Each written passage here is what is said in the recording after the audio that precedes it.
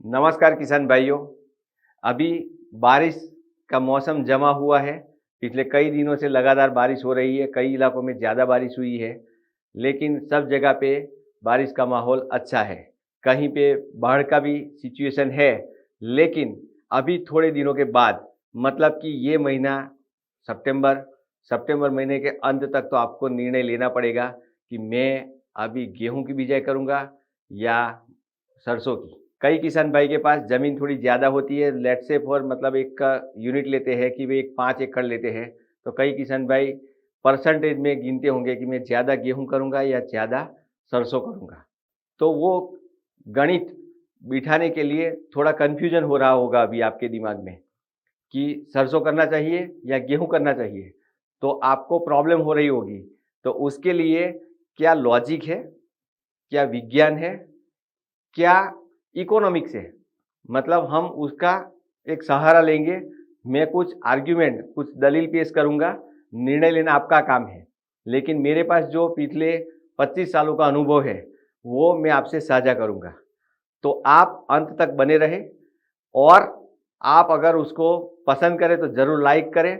अभी तक आपने सब्सक्राइब नहीं किया है, तो आप सब्सक्राइब कर लें। तो किसान भाइयों, हम शुरुआत करते हैं। पहले तो अभी की जो परिस्थिति है, उसका आकलन करते हुए मैं आपको बताने जा रहा हूँ कि अगर सरसों करना है तो थोड़ा अर्ली, यानी कि अभी सितंबर एंड से लेके आपको बिजाई करनी पड़ेगी। 15 सितंबर के आसपास से लेके आप अक्टूबर और नवंबर की 10-15 तारीख तक सरसों की बुआई कर सकते हैं। और गेहूं की अभी देरी है। मानो कि गेहूं का अगर बिजाई करना है आपको, तो अर्ली वैरायटी कोई कर रहा है तो आप अक्टूबर में कर सकते हो। फिर अगर मिडल में करते हो तो नवंबर, और बहुत लेट करना चाहते हो तो 15-20 दिसंबर तक आप लेट वैरायटी गेहूं की कर सकते हो। उसमें वैरायटी बहुत सारी है और अर्ली और मिडल और लेट के हिसाब से गेहूं की भी बहुत सारी वैरायटी है। लेकिन अभी बारिश है, पानी का जमावड़ा है, खेतों में पानी होगा, नमी ज़्यादा होगी, तो आप थोड़ा सा टाइम लें डिसीजन लेने में, 4-5 दिन 10 दिन का। और उसके बाद आप डिसीजन ले सकते हैं कि अभी हम सरसों ज़्यादा करेंगे या गेहूँ ज़्यादा करेंगे, या तो अकेली सरसों करेंगे या गेहूँ करेंगे। मेरा हिसाब ऐसा है कि अकेला फसल मत करो। आपके पास 2 एकड़ भी ज़मीन है तो 1 एकड़ में गेहूँ करो और 1 एकड़ में सरसों करो, या तो 5 एकड़ ज़मीन है तो सरसों ज़्यादा करो और गेहूँ थोड़ा कम करो। मैं ये सलाह इसलिए दे रहा हूँ कि उसके पीछे एक साइंस, विज्ञान है और एक गणित है जो आपको थोड़ा पैसा ज़्यादा दे सकता है। तो हम शुरुआत करते हैं। पहला पॉइंट, सरसों करना चाहिए और सरसों ज़्यादा करना चाहिए। उसके लिए मैं आपको थोड़ा लॉजिकल पॉइंट बताऊंगा, विज्ञान और गणित का बताऊंगा। जब आप बीज लेने जाते हो तो पिछले साल के रिकॉर्ड के हिसाब से मैं बताने जा रहा हूँ, सरसों का बीज आपको तकरीबन 1000 रुपये किलो आएगा। 100-200 रुपये इधर उधर, लेकिन 1000 रुपये के हिसाब से गिनो। और 1 एकड़ में आप 700-800 ग्राम से लेके 1 किलो, ज़्यादा से ज़्यादा 1.5 किलो बीज चाहिए, उससे ज़्यादा चाहिए नहीं। तो आपको सरसों का बीज तकरीबन तकरीबन 1000 से लेके 1500 तक, उससे ज़्यादा नहीं होगा। बराबर, सरसों का बीज होता है, ज़्यादातर कंपनियां उसको बीज मावजत मतलब सीड ट्रीटमेंट करके देती है, तो उसको आपको सीड ट्रीटमेंट करने की ज़रूरत नहीं होती है। उसके अगेंस्ट में आप गेहूं का सोचो तो गेहूं पड़ता है 1 एकड़ में तकरीबन 40 किलो। अगर ओपी वैरायटी है तो 40 किलो पड़ता है, रिसर्च है तो 20 किलो, 25 किलो, 30 किलो तक डाल सकते हो। तो फिर भी आप गेहूं का जब सीड लेने जाते हो, ओपी वैरायटी है आपकी, सर्टिफाइड वैरायटी है, तो उसका बीज का कीमत लगभग 40 से लेके 50 रुपया होगा। बराबर, और 40 किलो लेने जा रहे हो तो तकरीबन तकरीबन आपको 2000 का खर्चा होगा। मतलब कि पहला डिफरेंस वहाँ से शुरू होता है कि सरसों में बीज की कीमत थोड़ी कम रहती है पर एकड़ कॉस्ट, और गेहूं में ज़्यादा रहती है। और गेहूं में आपको एक बीज प्रक्रिया करनी पड़ती है, क्योंकि उसमें बहुत सारे दीमक वगैरह का प्रॉब्लम होता है, डिसीज का वगैरह का प्रॉब्लम होता है, तो आप एक्स्ट्रा एक सीड ट्रीटमेंट करते हो जिसका 1 एकड़ में 500 से लेके आपको 1000-1500 का खर्चा लगता है। तो पहला डिफरेंस यहाँ पे आता है कि इन्वेस्टमेंट के मामले में सरसों थोड़ा कम है, थोड़ा गेहूं ज़्यादा है। दूसरा डिफरेंस, सरसों के अंदर ज़्यादातर मतलब एक रो क्रॉप की तरह आप ट्रीट करते हो, इसलिए उसमें शुरुआत में फर्टिलाइज़र थोड़ा कम डाला तो चलेगा। मतलब उसमें टोटल फर्टिलाइज़र की बात करें तो आधी से 1 बैग डीएपी, आधी बैग पोटाश और ना के बराबर पोटाश डालोगे तो भी चलेगा। मेरा रिकमेंडेशन है कि आप पोटाश आधी बैग डालो और उसके साथ में सल्फर डालना पड़ता है। मानो कि आपने एक संचार जैसी या भूमिका जैसी एक प्रोडक्ट डाल दी तो भी खर्चा तकरीबन मेरे हिसाब से आएगा 3,000 रुपया, 2500 से 3,000 आएगा। हम हायर साइड जाते हैं 3,000 आएगा। लेकिन जहाँ पे आप गेहूं करने जा रहे हो तो आजकल गेहूं के अंदर न्यूट्रिशन का प्रॉब्लम बहुत ज़्यादा होने लगा है, इसलिए आपको गेहूं के अंदर डीएपी पूरी एक बैग डालनी पड़ेगी, आपको कम से कम एक पोटाश डालनी पड़ेगी, कम से कम आपको एक 10-15 किलो मैग्नीशियम सल्फेट डालना पड़ेगा, कम से कम गेहूं ग्रामीणी फैमिली में आता है, घास वर्गीय में आता है, तो उसमें जिंक भी 3 से लेकर 5 किलो आपको डालना पड़ेगा। और उसके साथ ही साथ में 1, 1.5 या तो ज़्यादा से ज़्यादा 2 बैग यूरिया भी डालनी पड़ेगी। तो ये सब आप जब फर्टिलाइज़र मैनेजमेंट करने जा रहे हो, आप गिनती कर सकते हो, कम से कम वो 5,000 में लगेगा। तो यहाँ पे दूसरा पॉइंट आता है कि बेसल से लेके फर्टिलाइज़र का जो मैनेजमेंट करते हो, तो गेहूँ के अंदर तकरीबन 2 से 2,500 रुपया आपको ज़्यादा इन्वेस्टमेंट करना पड़ता है। अभी ये दूसरा पॉइंट आया। तीसरा पॉइंट आप सोचते हो कि सरसों के अंदर किसान भाई ना के बराबर हर्बिसाइड डालते हैं। कोई किसान भाई कभी-कभी पेंडामिथिलिन वगैरह का उपयोग करते हैं, लेकिन फिर भी उसमें ना के बराबर होता है। दूसरी कोई हर्बिसाइड डालने की ज़रूरत नहीं होती, हाथ से एक निराई-गुड़ाई कर दी हो जाएगा, उसमें बहुत ज़्यादा खर्चा लगेगा नहीं। लेकिन जब गेहूँ की बात करते हैं तो तकरीबन 3 डोज़ हर्बिसाइड के जाते हैं। 3 में से कम किसान भाई 1 या 2 डोज़ तो डालते ही डालते हैं।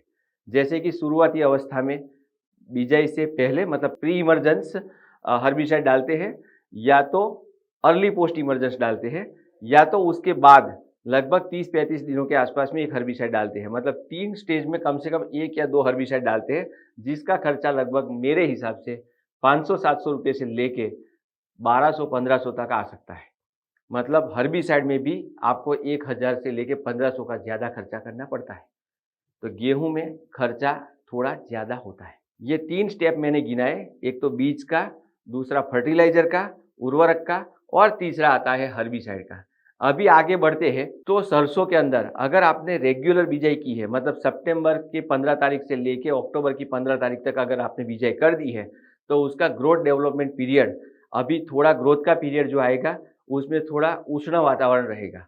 मतलब अभी आप सोचो कि अभी बिजाई कर दी है आपने सितंबर में, तो अक्टूबर और नवंबर की 15 तारीख तक तो ठंडी नहीं आएगी, तब तक ग्रोथ अच्छे से हो जाएगा। और उसके बाद में ठंडी शुरू हो जाए, ठंडी चाहिए उसको, जाड़े का मौसम चाहिए, तो वो मिल जाएगा। तो उसमें कीट रोग का डेवलपमेंट बहुत कम होता है, और जब कीट रोग ज़्यादा होते हैं तो सरसों में आपको स्प्रे भी नहीं कर सकते। मानो कि वो भी आपने थोड़ा खर्चा कर लिया, तो सामान्य इंसेक्टिसाइड माहू मोइला के लिए और सामान्य फंजीसाइड आपको जो व्हाइट रस्ट वगैरह रोग आते हैं उसके लिए आप ज़्यादा से ज़्यादा 1,000 से 1,200 रुपये का खर्चा करेंगे, उससे ज़्यादा खर्चा करने की ज़रूरत नहीं रहती। उसी के खिलाफ अगर गेहूं में आप करने जाए तो गेहूं में रेगुलर बेस पे रस्ट डिसीज आता है, किसान भाई 1 या 2 स्प्रे फंजीसाइड का करते हैं, 1 आध 2 स्प्रे इंसेक्टिसाइड का करना पड़ता है। आजकल इलिया बहुत आ रही है गेहूं में। और तीसरा, उसमें कहीं पे ज़मीन के अंदर कभी कभी टर्माइट्स वगैरह, दीमक वगैरह आ गया तो उसके लिए भी स्पेशल ट्रीटमेंट करनी पड़ती है। तो ये सबको चलते हुए गेहूं की अगर बात करें तो आजकल किसान भाई कुछ ना करे तो 2,000 से 2,500 रुपये का खर्चा करते हैं। तो यहाँ पे भी लगभग तकरीबन 1,000 रुपये का खर्चा ज़्यादा होता है क्रॉप प्रोटेक्शन में, बराबर, कीट रोग की व्यवस्थापन में। तो ये सब को चलते हुए मेरा ऐसा मानना है कि गेहूं हर स्टेप में, खर्चे के हर स्टेप में, बीज में 1,000 रुपया ज़्यादा, 1,500 रुपया ज़्यादा, उर्वरक उसमें लगभग 2 से 2,500 रुपया ज़्यादा, फिर आता है हर्बिसाइड, उसमें भी 1,000-1,500 रुपया खर्चा ज़्यादा, और चौथा है क्रॉप प्रोटेक्शन, उसमें भी थोड़ा खर्चा ज़्यादा। तो ऐसा 1,000-1,500 करके आप इनिशियल फेज में आप देखो, बीज से लेके क्रॉप प्रोटेक्शन मतलब फसल सुरक्षा बात करते हैं हम, वहाँ तक कम से कम अगर सरसों किया है तो लगभग आप 4 से 5,000 का खर्चा करते हो। उसके सामने गेहूं किया है तो लगभग 8 से 10,000 का खर्चा करते हो। ये बात हुई इनिशियल से लेके क्रॉप प्रोटेक्शन, जो एग्री इनपुट आप डालते हो उसका। दूसरा, मानो कि विंटर में आपके पास पानी नहीं है, कम पानी है, तो सरसों में 1 आध या ज़्यादा से ज़्यादा 2 पानी से हो जाएगा। 2 से ज़्यादा की तो ज़रूरत है ही नहीं। लेकिन गेहूं अगर करते हो तो आपको बिजाई के बाद, बिजाई में तो जो आपको पानी डाला वो डाला जर्मिनेशन के लिए, लेकिन उसके बाद में आप 21 दिन से लेके जब पकने तक कम से कम 3 से 4 पानी की आवश्यकता रहती है और वो आपको देना ही पड़ेगा। मतलब पानी का एक अलग खर्चा है, आपके वहाँ कितना खर्चा है आप लिख सकते हो, लेकिन पानी का खर्चा है और आपको देना पड़ेगा। व्यवस्था है तो खर्चा है, व्यवस्था नहीं है तो और भी प्रॉब्लम है, आपको 3 से 4 पानी देना पड़ेगा।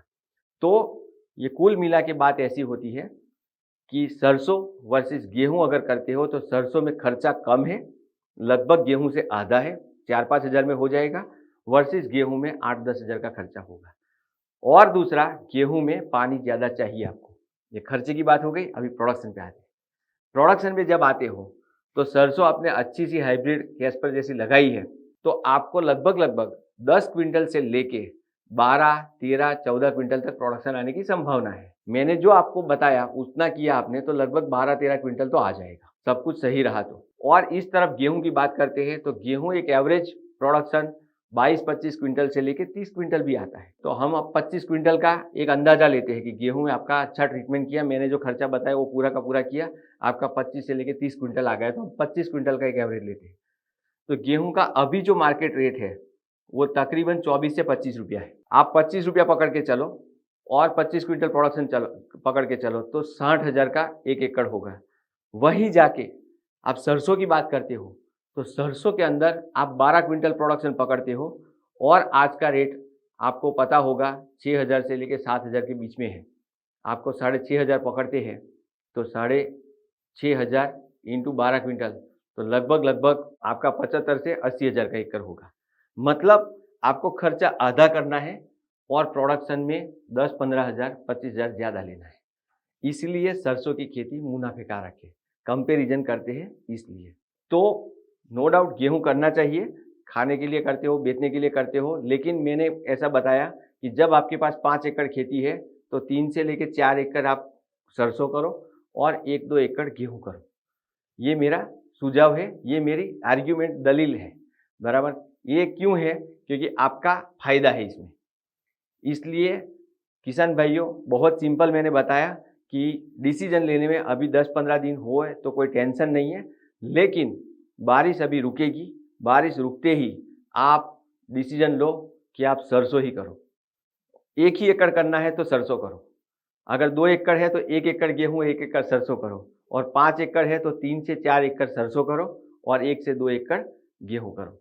तो ये मेरा सुझाव है, दलील है, आप भी सोचना और आप आपकी कमेंट डाल के बताओ क्या ये सही है गिनती, आप क्या सोच रहे हैं, ज़रूर कमेंट डालिए। और ऐसी ही वीडियो देखने के लिए पहले नंबर पे आप बेल आइकॉन पे दबा दीजिए। अभी तक सब्सक्राइब नहीं किया है तो अभी इसी वक्त सब्सक्राइब कर लीजिए और अपने दोस्तों से शेयर कीजिए। बहुत बहुत धन्यवाद, थैंक यू वेरी मच।